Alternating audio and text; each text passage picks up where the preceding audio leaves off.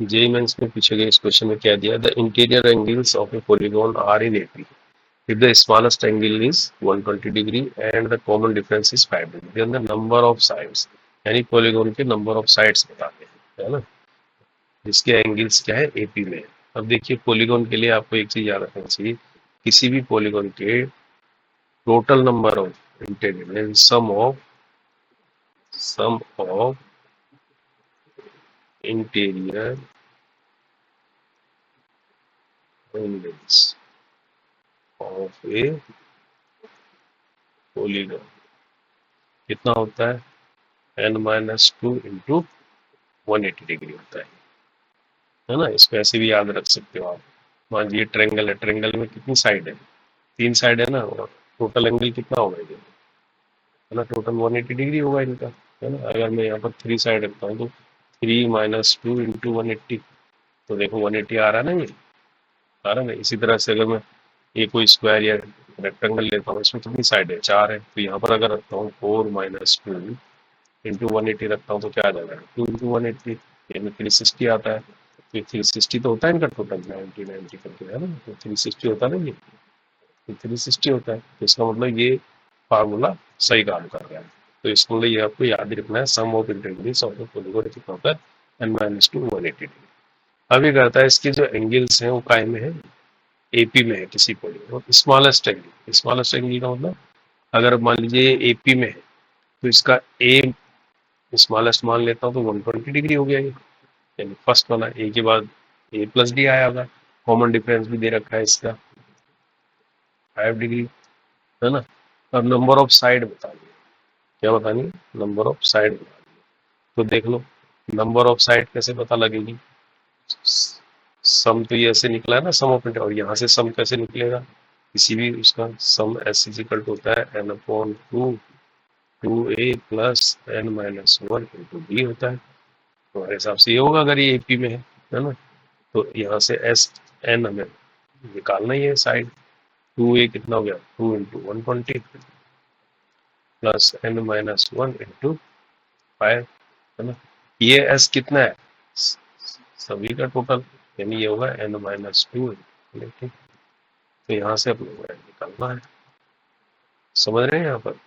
तो यहाँ पर देखा जाए तो क्या हो गया, इसको थोड़ा सा ऐसे कर लो, है ना, 240 हो गया, ये 5n हो गया -5 हो गया, है ना। इस n-2 180, है ना भैया। अब ये कितना हो जाएगा, 2 अंदर ले जा लेंगे तो देखो 5n और 240, पहले तो ये जगह 5n 240 में से कितना गया 235 हो जाएगा ना, प्लस 235, है ना, इंटू n है ये, तो n अंदर ले गया तो ये n² और ये n हो गया, और इस 2 को मैं इधर ले गया तो ये क्या हो जाएगा 2n-4 हो जाएगा इंटू 180,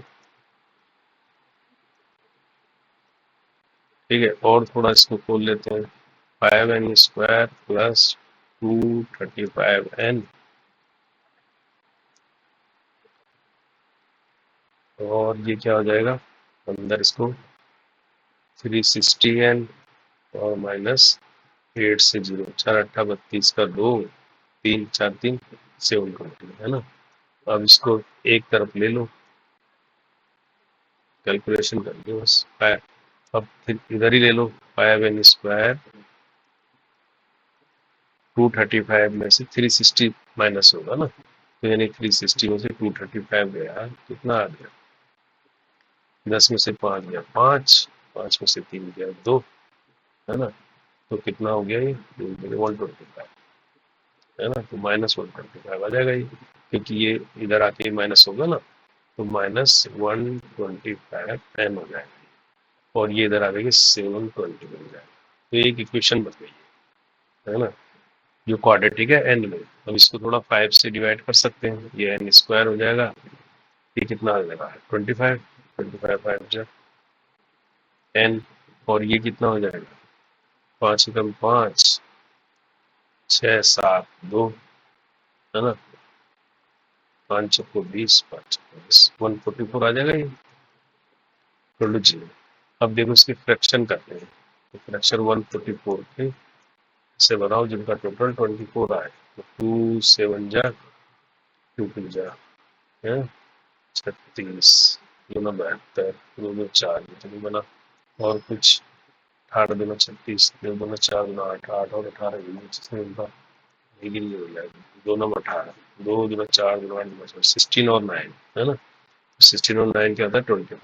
तो ये 16 n माइनस 9n बन सकता है प्लस 144 इक्वल टू 0। तो यहाँ n कॉमा आ गया n माइनस 16 आ जाएगा, यहाँ माइनस 9 कॉमा आ जाएगा n माइनस 16 आ जाएगा तो 0। तो यहाँ से n की वैल्यू क्या आ गई, n की दो वैल्यू आ गई, यानी दो फ्रैक्शन आ गए ना, यानी n माइनस 16 एक बन गया, n माइनस 9 एक बन गया। तो यहाँ से n इज इक्वल टू आ गया 16 और दूसरा आ गया n इज इक्वल टू 9।